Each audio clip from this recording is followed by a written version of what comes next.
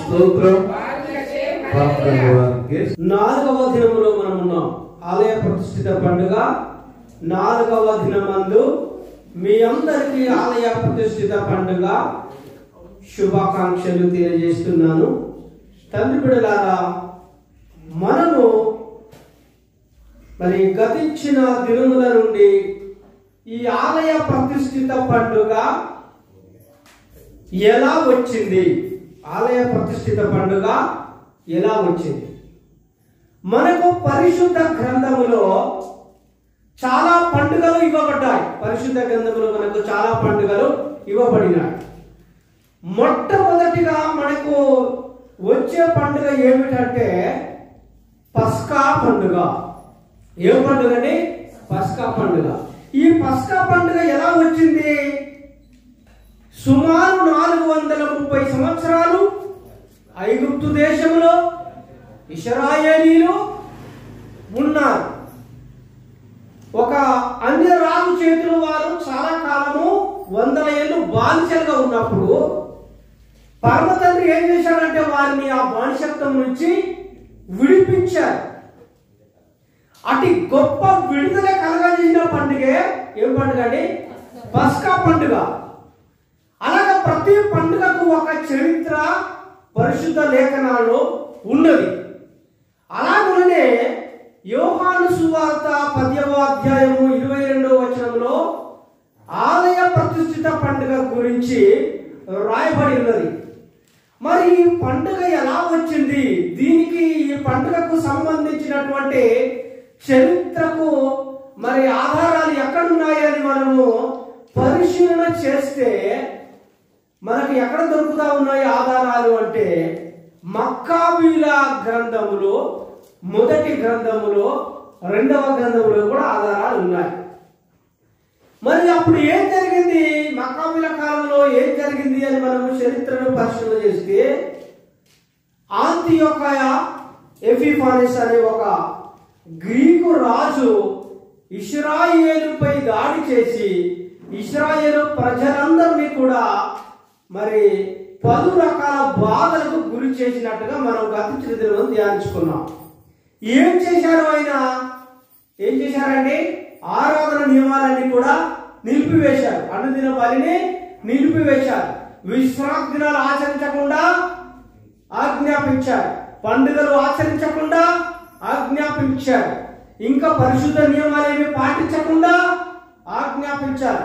ధర్మశాస్త్రమునే పాటించకుండా మరి ప్రజలను నిర్బంధించాడు. పాటించిన వారిని ఏం చేశారండి? ఏం చేశారు? పాటించిన వారిని చంపేశారు. బిడ్డలకు సున్నతి చేసిన తల్లులను చంపేశారు. పిల్లలను చంపి తల్లుల మెడలకు వేలాడదీశాడు. ఈ విధంగా దారుణమైనటువంటి శాసనాలు విధించి మరి ఆలయాన్ని ఆధీనం చేసుకొని ఆలయంలో జుగుప్సాకరమైన విగ్రహమును ప్రతిష్ఠించి ఏదైనా అపవిత్రమైన పందిని బలిగా అర్పించి ఆలయం అంతా కూడా అశుద్ధము చేసి అమంగళము చేసి అపవిత్రము చేసి ప్రజలను ఎంతో దారుణంగా బాధలకు గురి చేశాడని మనం గతించిన దినములో మనం నేర్చుకోవడం జరిగింది. అదే చరిత్ర భాగాలు ఇంకా చాలా ఉన్నాయి. అందులో ఈ సమయంలో కొన్ని విషయాలు మనం జ్ఞాపకం చేసుకుందాం. ఏమిటంటే తండ్రి బిడ్డలారా, ఈ విధంగా జరుగుతున్న క్రమంలో దేశమంతా కూడా అల్లాడిపోయి ఏడుస్తున్నారు. అప్పుడు మోదేను అనే ఒక గ్రామానికి రాజు యొక్క అధికారులు వచ్చినారు. అక్కడ ఒక మత్తతి అనే ఒక వృద్ధ యాజకుడు ఉన్నారు. ఆయనకు 5 కుమారులు. ఆ ప్రదేశానికి వచ్చి రాజు పంపినటువంటి మరి ఆ రాజ ఉద్యోగులు ఏం చేశారంటే ఈ మత్తతియాను ప్రేరేపించారు. ఏమని?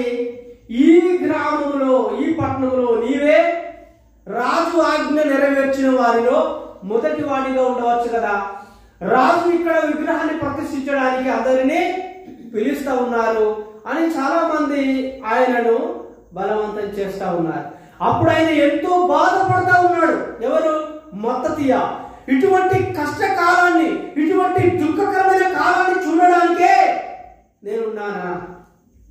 ఇటువంటి కాలము, ఈ కష్టకాలం ఎందుకు నా జీవితంలో వచ్చింది అని ఎంతగానో బాధపడుతూ ఆయన ఏమన్నాడంటే, నేను నా కుటుంబీకులను నా బంధువులు మేమందరము పరమ తండ్రి ఇచ్చినటువంటి ధర్మశాస్త్రమును మేము పాటిస్తాము, కానీ రాజు ఆజ్ఞలను మేము ఎంత మాత్రం మేము పాటించము అని ఖరాఖండితంగా చెప్పేశాడు. అప్పుడు మరి అతని ఎదుటనే ఒక యూదా వ్యక్తి ఆ విగ్రహానికి బలి అర్పించడానికి ముందుకు వచ్చాడు. అప్పుడు ఈ వృద్ధ యాజకుడుగా ఉన్న మత్తతీయ రోషముతో ఆ బలి అర్పించడానికి ముందుకు వచ్చిన వ్యక్తిని అక్కడికక్కడే చంపేశాడు. అలాగే ఆ రాజు పంపినటువంటి అధికారిని కూడా అక్కడికక్కడే చంపేశాడు. అప్పుడు అక్కడ ఉన్నటువంటి వారందరినీ కూడా ఏమని ఆదేశించాడంటే, ఎవరైనా సరే మాతో పాటు తండ్రి ఆజ్ఞలు పాటించడానికి సిద్ధంగా ఉన్నవారు మాతో కలవండి అని ఆ ప్రదేశం అంతటా కూడా అతడు మరి కేకలు వేసి చెప్పినప్పుడు చాలా మంది అతనితో ఏకీభవించారు. వారందరూ కూడా ఈ రాజు ఆజ్ఞలు పాటించడం మానివేసి రాజు ఆజ్ఞలు ధిక్కరించి అడవుల్లోకి పారిపోయారు. ఆ అడవుల్లో వీరికంటే ముందుగానే వెళ్ళిన వారు చాలా మంది ఉన్నారు. అయితే అడవుల్లో కొంతమంది దాక్కున్నారని రాజుకు సమాచారం వచ్చింది. ఎవరికి సమాచారం వచ్చిందని? రాజుకు సమాచారం వచ్చింది. అప్పుడు రాజు ఏం చేశాడంటే అధికారులను పంపించారు. అడవుల్లో ఉన్న వారిని మీరు లొంగిపోతారా లేదా అని పంపించారు. అడవులో ఉన్న వారిని చంపడానికి ఒక విశ్రాంతి దినమందు రాజు సైనికులను పంపించాడు తండ్రి బిడ్డలారా.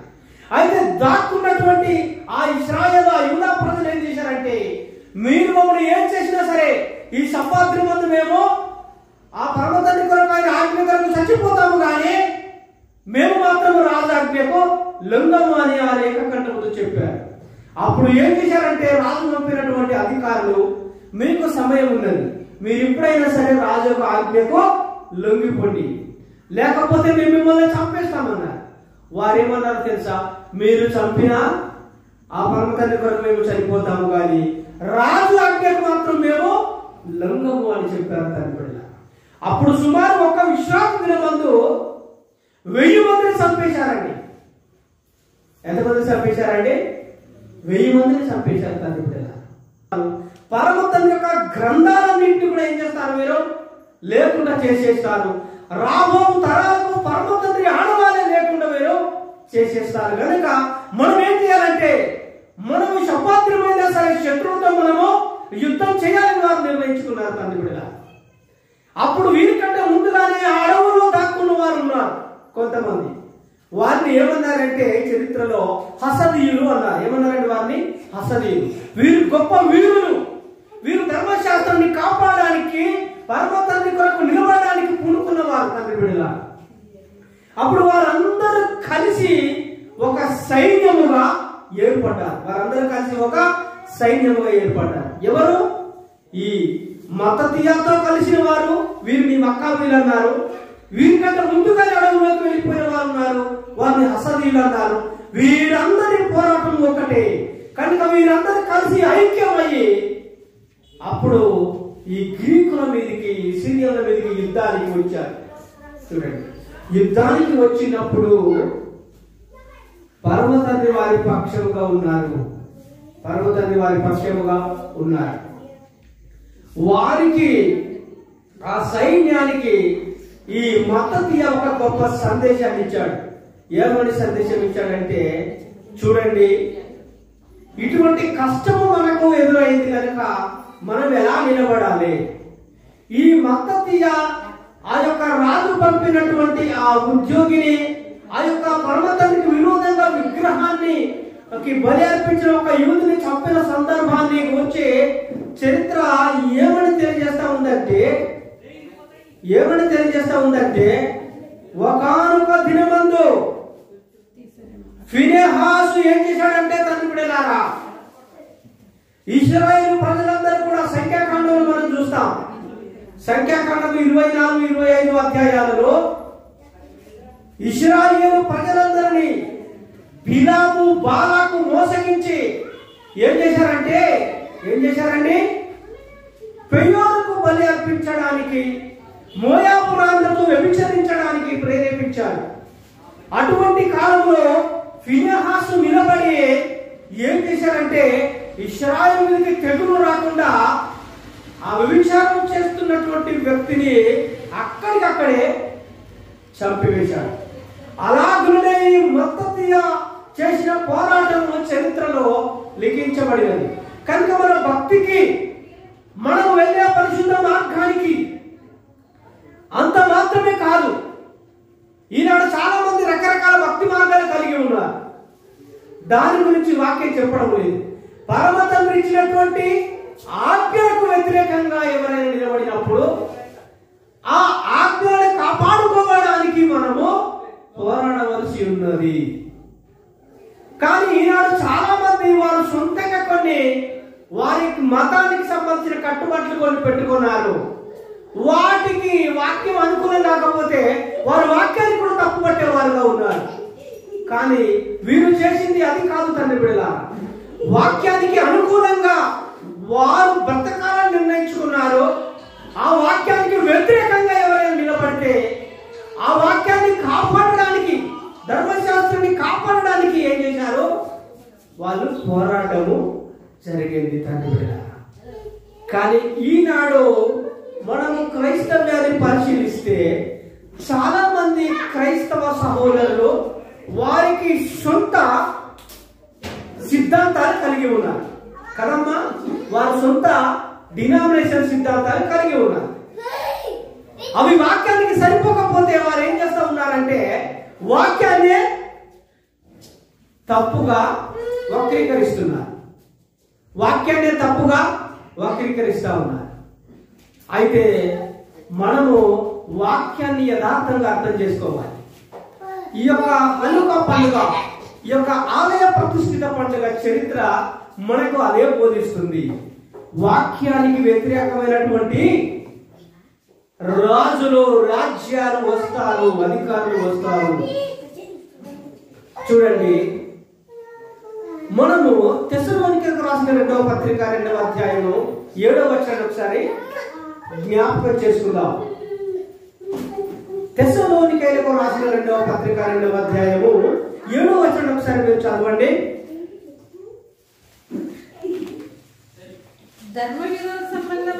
చూడండి, ధర్మ విరోధ సంబంధమైన మర్మము ఇప్పటికే చూడండి తండ్రి బిడ్డలారా, ఏమిటండి? ధర్మ విరోధ సంబంధమైన మర్మము ఇప్పటికే క్రియ చేయుచున్నది అని ఎవరు చెప్తా ఉన్నారంటే ఆది అపోస్తలులు చెప్తా ఉన్నారు. ఎవరండి? ధర్మ విరోధము. ధర్మం అంటే ఏంటిది? ధర్మం అంటే ఏంటమ్మా? ధర్మం అంటే ఆజ్ఞ. ధర్మం అంటే ఆజ్ఞ. ధర్మం అంటే ఏంటండి? ఆజ్ఞ.